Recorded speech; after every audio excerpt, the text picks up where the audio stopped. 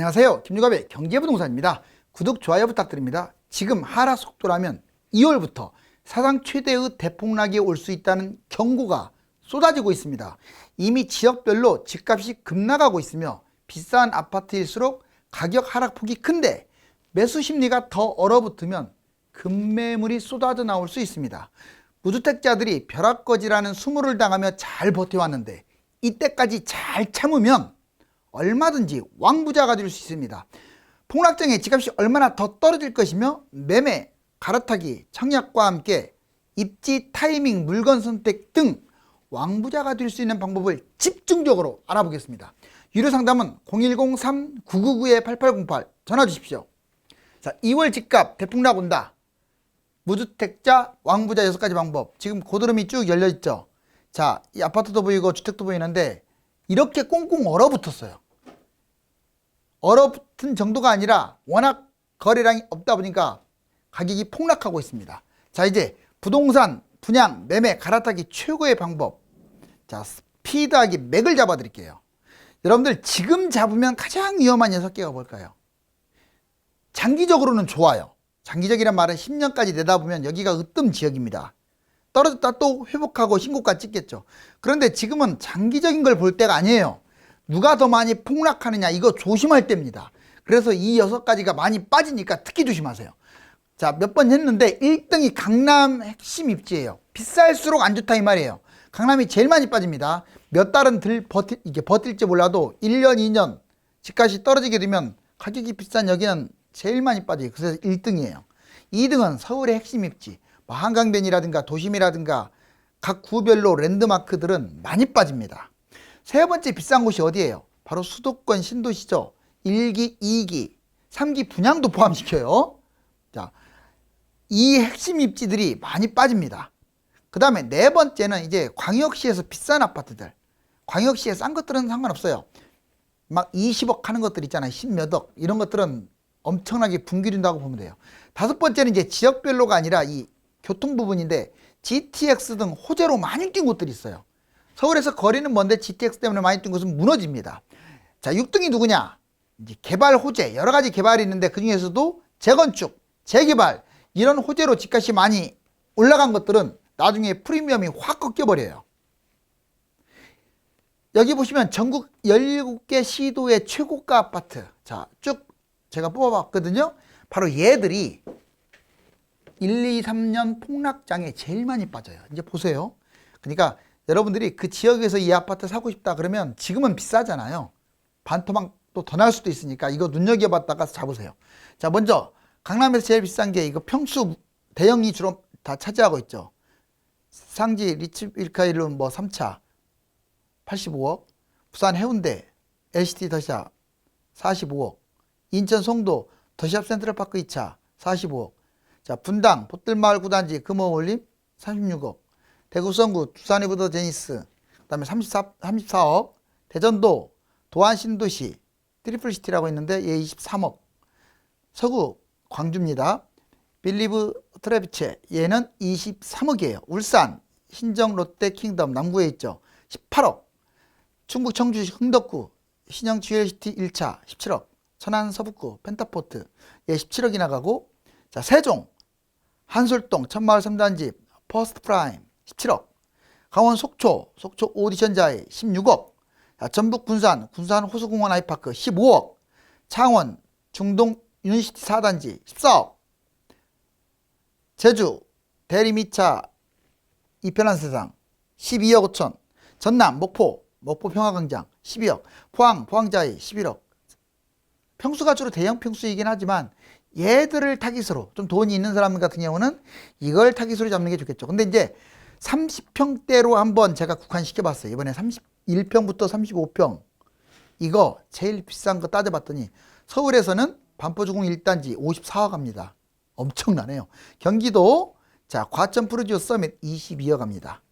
자, 부산 광역시 30평대에 다, 자, 마린 시티자이 18억, 인천 송도 터샵 퍼스트파크 13억, 대구 경남타운 30평대 17억 7,500, 대전 베룸이라고 있습니다. 예, 12억 7천, 광주 봉선 제일풍경채 엘리트파크 10억 정도 하고, 울산 문수로 2차 아이파크 12억, 세종, 새던 10단지, 더샵 1스테이트 12억. 자, 어떻습니까? 이 30평대 얘들이 많이 빠질 거예요. 이제 이번에는 수도권으로 한번 국한을 시켜볼게요. 수도권에서 가장 위험한 곳 6곳이 어디냐? 신도시 택지지구 1, 2기 신도시 택지지구는 나중에 많이 뛰었기 때문에 쫄딱 망합니다. 떨어질 때. 그런데 그 중에서도 누가 이제 많이 떨어지느냐? 바로 6곳. 서울에서 또는 강남에서 입지가 가깝거나 아니면 GTX가 들어가서 교통이 끝내주거나 이런 곳들이에요. 보시면 지도상으로 볼까요? 먼저 분당이 있고 그 옆에 평촌, 그리고 광교, 동탄2, 그 다음에 송도, 킨텍스. 입지가 서울에서 가까운 분당, 광교, 평촌, 그리고 원거리인 동탄, 송도, 킨텍스. 이 일대는 많이 빠질 거예요. 보자고요. 먼저 공통사항. 입지 우위입니다. 여기가. 입지 최고 지역이에요. 누가? 판교, 광교, 평촌, 위례도 포함돼요. 자, 그 다음에 교통 우위 GTX, 동탄, 송도, 킨텍스. 서울에서 멀지만은 얘들은 신도시이기 때문에 인프라 발전성이 있어서 많이 시세가 반영된 거예요. 폭등 이후 입지가 반영돼서 거품 최고 상승했고, 교통도 시세 오버할 만큼 뛰었고, 호재도 반영돼가지고 서울하고 비교했어도 얘들이 너무 비싸요. 지금 제가 보기에는. 결국 폭락을 하는데 이런 문제 때문에 폭락하는 거야. 3기 신도시 얘들보다 입지가 좋은데 여기 이 근처에 지금 널려 있어요. 3기 신도시. 얘들한테 경쟁해서 밀립니다. 새 아파트가 아니라서. 시세 폭락할 거고. 물량 폭탄, 뭐 다주택자 매물도 나오고 공급 폭탄도 나오고 희소성이 사라져요. 경기도 땅이요. 서울의 20배라고 했어요. 제가. 가격 거품. 장기적으로 좀 위험합니다. 장기적으로 좋지는 않아요. 자, 이번에 부동산 대폭락 준비해야 할 5사람. 그 5사람들 특히 조심하시고, 이 사람들 매물을 무주택자들은 잡는 게 왕부자가 되겠죠. 볼까요? 자, 먼저 다주택자, 그리고 법인들. 다주택자는 양도 차익이 적은 것부터 빨리빨리 매도를 해 나가야 돼요. 시간 얼마 없습니다. 아마 3번 정도 기회가 올 수도 있는데, 아무튼 대통령 선거, 지자체 선거, 바로 그 직후 이 3번밖에 없어요. 올해 안에 팔지 않으면 조금 위험하지 않을까라고 판단되네요. 법인들 진짜 많이 잡았잖아요. 양도 차익 적은 것부터 빨리빨리 매도해야지 뭐 이게 세금 따지다가 나중에 폭락장 오면 망합니다. 갭 투자, 비싼 아파트, 이제 뭐 웬만한 갭 투자는 뭐 끌고 가도 되는데 엄청 비싼 아파트를 영끌까지 하고 갭 투자하는 사람들은 매도도 판단하세요. 2030 영끌, 능력도 안 되는데 그냥 이것저것 다 끌어당겨 가지고 과도하게 대출을 받은 사람들 매도도 판단하라고요. 판단하라는 말은 무조건 매도하라는 게 아니라 본인이 상황을 보라고요. 비싼 아파트, 특히 가격이 많이 올랐어요. 비싼 아파트를 잡은 분들은 좀 위험할 수가 있습니다. 돈이 있으면 끌고 와도 되는데 결국 폭락장이 한번 오니까 돈이 없으면 매도 생각하세요. 자, 여기에서 이제 아주 중요한 사항. 장기적으로 위험한 것과 폭락장에 위험한 걸 구분할 줄 알아야 돼요. 지속적으로 위험한 것은 X라고 쳐놨는데 앞으로도 잡지 마세요. 이런 것들은. 돈이 적다고 해서 잡는데 그러면 영원히 가난해집니다. 볼까요? 먼저 지역적으로는 경기도라든가 인천의 외곽을 잡지 마세요. 이 외곽이 막판에 많이 뛰기는 했어요. 그래도 장기적으로는 좋지 않고요. 지방은 이제 좀 웬만한 곳들 빼놓고는 전체적으로 좀 좋지 않다고 보여져요. 이 인구 급감 때문에. 그렇다고 지방에 안 살 수는 없으니까 잡아도 하락장에 잡으세요. 지금 잡으면은 지속적으로 위험한데 데미지가 크잖아요. 너무 올라서. 자, 이제 유형은 상가, 빌라, 오피스텔, 나홀로 아파트. 특히 얘들은 안 좋다 이거예요. 장기적으로. 가격도 소유 아파트, 소유된 지역, 장기간 안 올라간 곳, 고분양가, 이 분양도 고분양가 이런 거 조심하세요. 폭락 후에 회복이 안 될 수 있다 이 말이에요. 거래량도 부족해요. 안 팔립니다. 2021년 뒤늦게 폭등한 아파트들도 안 좋아요. 자, 이제 장기적으로 위험한 거 알겠죠? 이제는 장기적으로는 좋은데 앞으로 한 폭락장이 한번 올 거 아니에요. 그때만 조심해야 할 것. 그래서 얘들은 지금 잡지 말고 좀 떨어졌을 때 잡을 것. 누구냐? 지역적으로 서울, 경기도, 인천 지방의 중심지죠. 그 다음에 유형은 대단지 아파트, 재건축, 재개발 좀 떨어지면 잡으세요.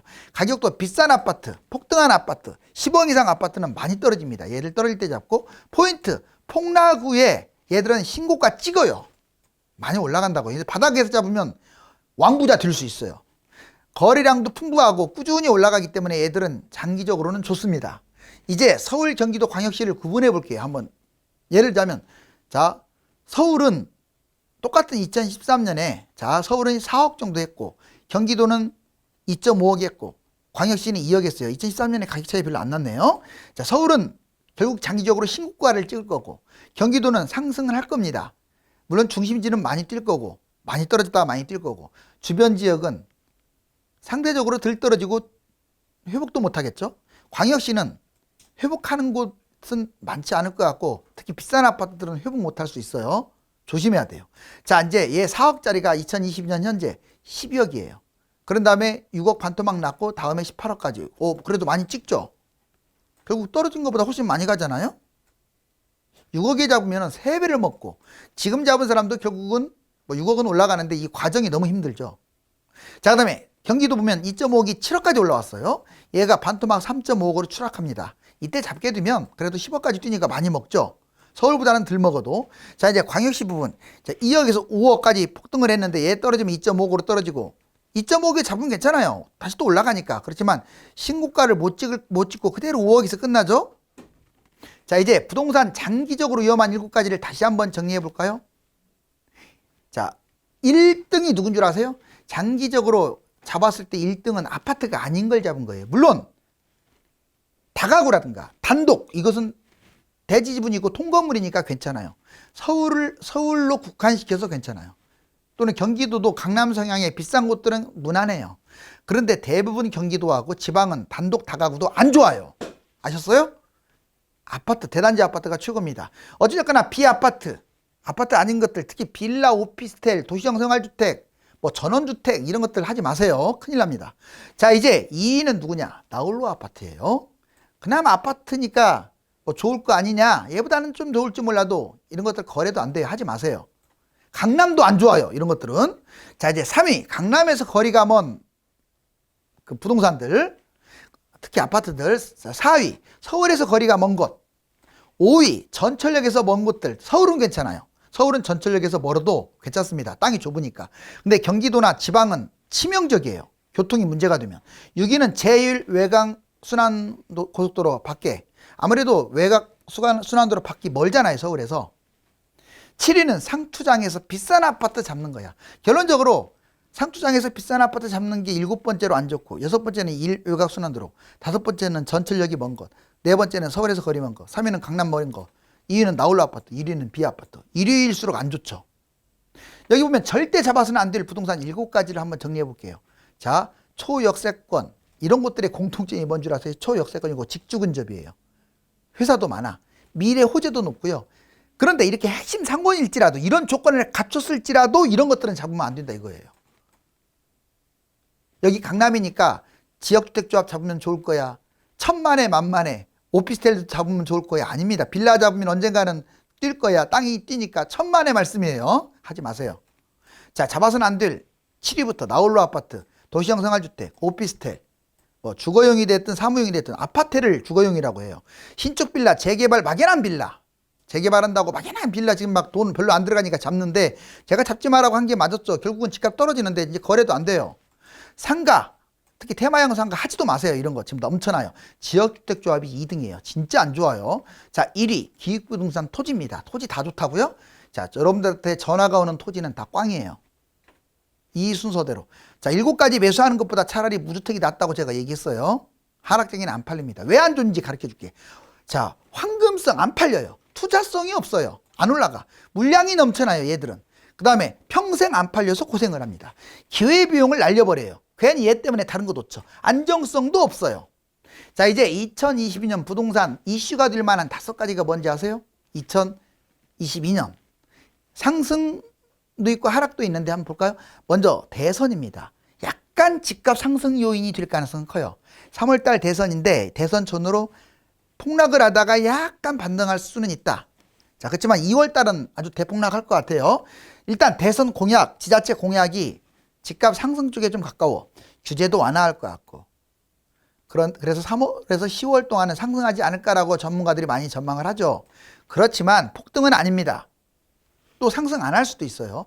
두 번째는 공급 확대입니다. 지금 집값 하락 요인이 될 거예요. 여러분들 2021년부터는 분양, 작년부터 분양이 늘어났고 3기 신도시 2022년에 46만 원, 올해 거의 50만 원 가까이가 분양을 해요. 그리고 내년부터는요, 입주 물량이 막 팍팍 늘어납니다. 집값이 오를 수 있는 상황이 아니야. 지금 보니까 4년 정도, 앞으로 4년 동안 200만 가구가 지금 분양을 한다고요. 입주도 늘어나고. 그리고 금리 인상이 좋을 게 하나도 없죠. 집값 하락 요인. 대출금리가 4에서 6%까지 뛰는데 21년에 두 차례 이미 올렸어요. 자, 22년 세 차례 더 올릴 거예요. 내년에, 올해. 그러면 기준금리 올라가게 되면 또 대출금리 더 올라가잖아요. 대출금리 4에서 6%. 자, 미국도 지금 그러잖아요. 3월 달에 올린다고 하니까 나스닥이 지금 출렁거리고 있잖아요. 미국 3월 달에 아마 금리 인상할 가능성 높아요. 너무 지금 소비자 물가가 지금 너무 올라갔어요. 대출 규제, 집값 하락 요인이죠. 가격이 심각하니까 대출 규제 할 수밖에 없고, 규제는 지속할 것 같고, 영끌 비투 못하게 되고, 한시적으로는 완화해 줄 수 있어요. 그렇지만 전반적으로 대출 규제 때문에 집값이 떨어진다. 정부 정책, 집값 예측 불가. 근데 제 생각에는 이제 정권 바뀌고 또는 정부가 바뀌어도 상관없어요. 민주당이 되든 국민의힘이 되든 대통령이 바뀌면 집값 잡을 가능성이 더 높다라고 생각해야 돼요. 폭등 1순위, 세금 문제, 경제 문제, 코로나 문제, 바로 이런 재반 문제들 때문에 지금 집값을 저갈 수가 있어요. 그 다음에 집값 상승 원인, 하락 막는 방패막이. 자, 집값 상승 원인 제공을 하는 방패막이 무려 몇 가지가 있느냐 하면 6가지가 있습니다. 얘들 때문에 집값이 많이 떨어져야 할 게 조금 덜 떨어질 수는 있어요. 조금. 보시면 공시가격 현실화. 첫 번째, 두 번째. 분양가가 상승할 수가 있어요. 공공, 민영 모두 다. 그 다음에 물가가 또 올라가면 화폐 가치가 하락할 수 있어요. 그래서 이런 것들 때문에 집값이 팍팍 떨어지지 않는데 얘들이 이 집값이 막 폭락하는 것을 방패막이 좀 할 수도 있다 이거예요. 전세가 상승, 계약갱신 청구, 바로 이런 것들 때문에 집값이 떨어질 수도 떨어지는 걸 막을 수도 있어요. 전세가 올라가면 당연히 막아질 수도 있잖아요. 다주택자들 완화시킨다든가, 특히 종부세, 보유세, 양도세 완화는 집값 떨어뜨리는데 오히려 도움 줄 거예요. 근데 종부세라든가 보유세는 강화시켜야 돼요. 재건축, 재개발 또 규제 완화하면 집값도 안 떨어질 수도 있죠. 바로 이 6가지 때문에 집값이 팍 떨어지지 않은데 제어가 될 수는 있다. 자, 이제 분양 매매 갈아타기. 여러분들 부동산 방법에서 분양, 고분양가. 이제 잘 들으세요. 고분양가는 받지 마세요. 웬만하면. 외톨이 분양, 세수가 적은 것들 하지 마세요. 자기가 가점 낮아도요, 물론 분양이 매매보다는 낫지만, 좋지만 이런 것들은 더 위험할 수도 있어요. 나중에.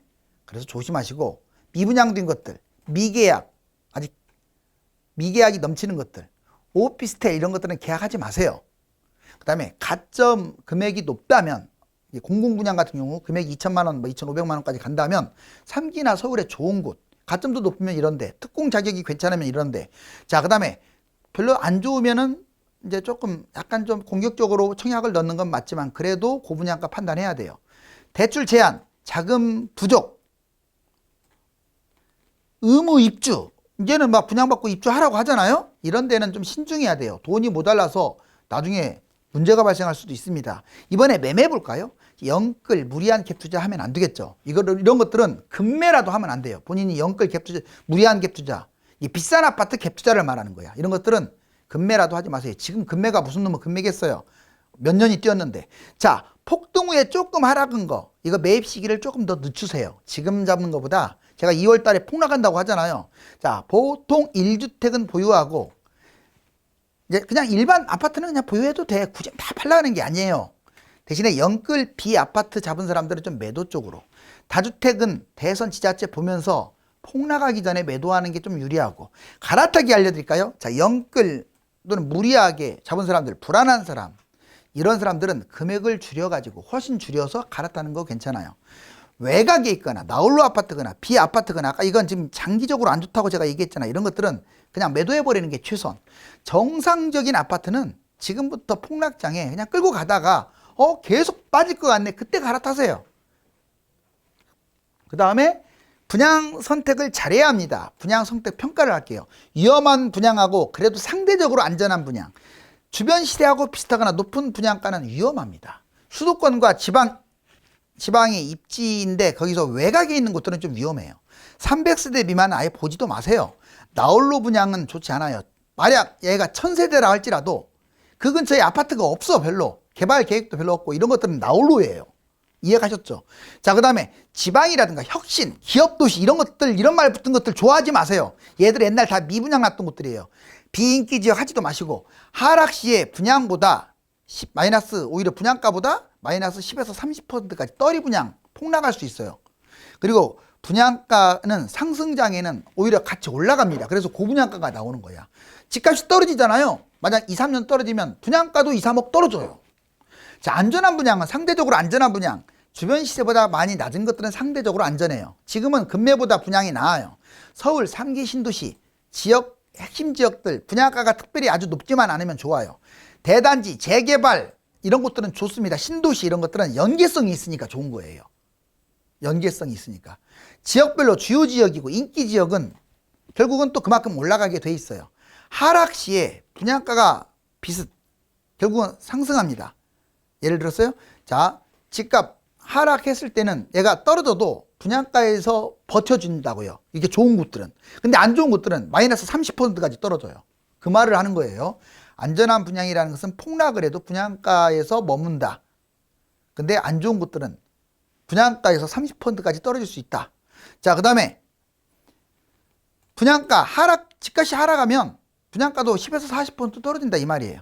자, 이번에는 부동산 매매 시 꼭 알아야 할 6가지 타이밍 꼭 알아두세요. 제일 중요한 게 지금은 타이밍이야.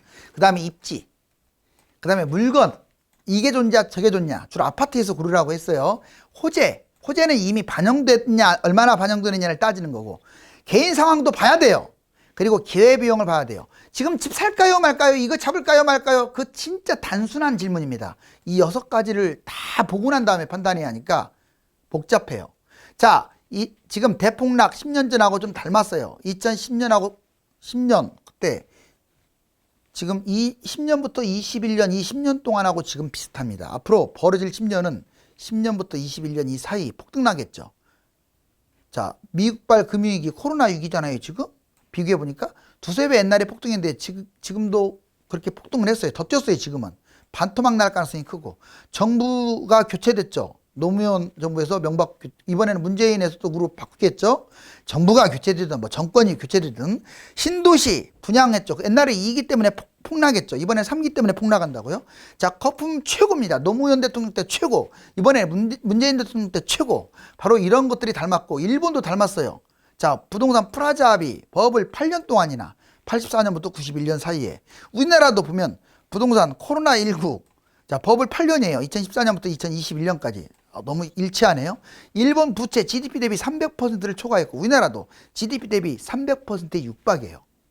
지금 가계, 기업, 국가부채 해가지고, 자, 집값 250% 폭등을 해가지고 금리 인상한 다음에 폭락을 했고, 150만 가구나 공급을 했어요. 근데 우리나라도 집값 250%씩 폭등했죠. 그 다음에 금리 인상하죠. 지금 200만 가구 공급하죠. 너무 닮았지 않아요? 이렇게 일본하고. 자, 부동산 80%가 폭락을 해갖고 31년간 장기 침체했는데, 우리나라는 한 5, 60% 폭락을 하고 5년간 단기 폭락하지 않을까라고 예상을 합니다. 자, 고드름이 열렸는데 상당히 위험하죠. 자본주의의 재화는 하루하루만 놓고 보면 잔잔한 물결처럼 흐르는 것 같지만, 몇 년씩 사이클로 구분해 보면 폭등 아니면 폭락이기 때문에 그 물줄기에 순응하여 잘 올라타기만 해도 실패한 사람이 부자가 될 수 있습니다. 감사합니다.